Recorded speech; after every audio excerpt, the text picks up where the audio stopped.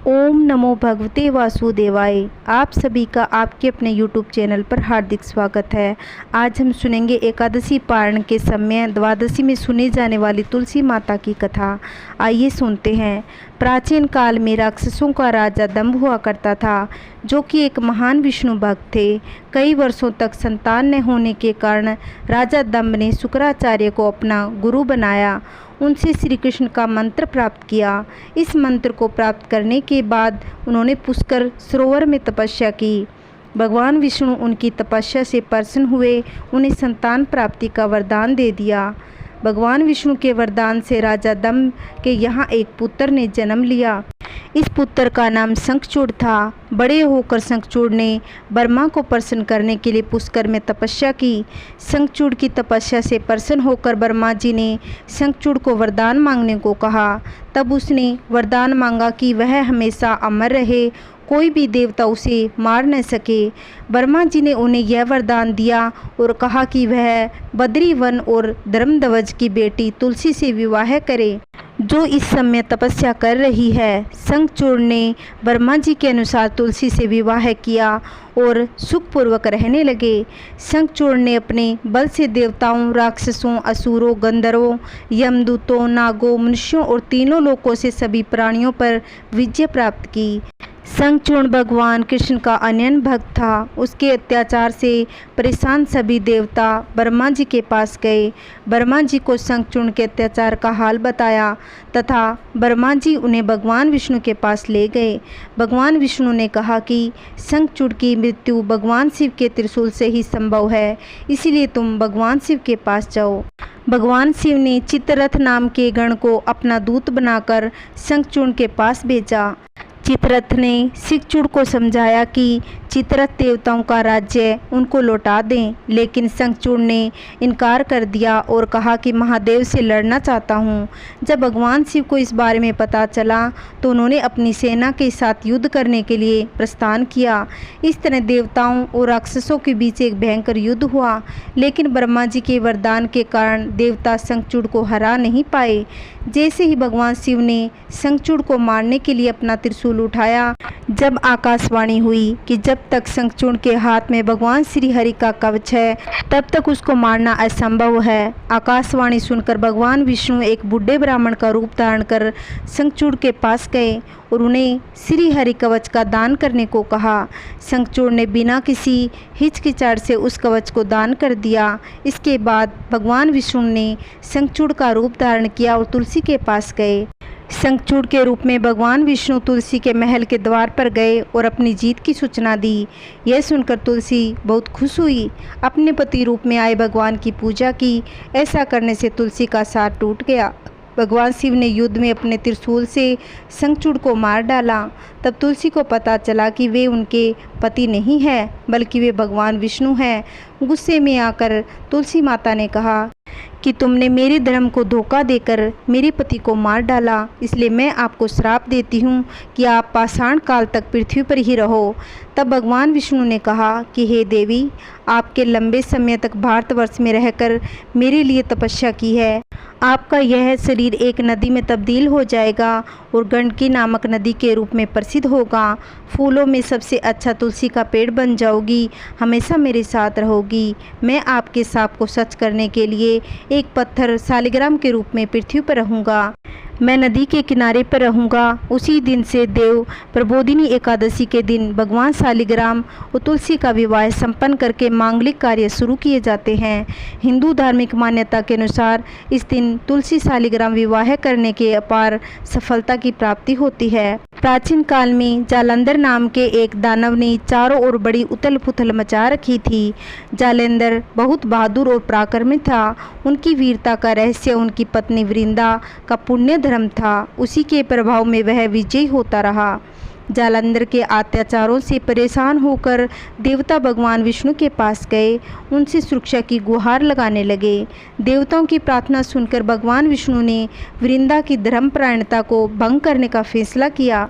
उसने जालंधर का रूप लिया और छल से वृंदा का धर्म भंग करके निश्चय किया जालंधर वृंदा के पति देवताओं के साथ लड़ रहे थे, लेकिन वृंदा का अस्तित्व नष्ट होते ही जालंधर को भगवान शिव ने मार दिया। जैसे ही वृंदा का अस्तित्व भंग हुआ, जालंधर का सिर उसके आंगन में आकर गिर गया। जब वृंदा ने यह देखा तो वह बहुत क्रोधित हो गई और उससे जानना चाहा कि जो उसके सामने खड़ा है वह कौन है। सामने भगवान विष्णु प्रकट हो गए। वृंदा ने भगवान विष्णु को शाप दे दिया, जिस तरह तुमने मेरे पति का छल से मारा है उसी तरह तुम्हारी पत्नी छली जाएगी। तुम स्त्री वियोग से भोगोगे और मृत्यु संसार में पैदा होंगे। यह कहते ही वृंदा अपने पति के साथ सती हो गई। वृंदा के सती होने के स्थान पर तुलसी के पौधे का उत्पादन किया गया। भगवान विष्णु ने कहा कि हे वृंदा, यह आपके पुण्य का परिणाम है कि आप तुलसी के रूप में मेरे साथ रहोगी।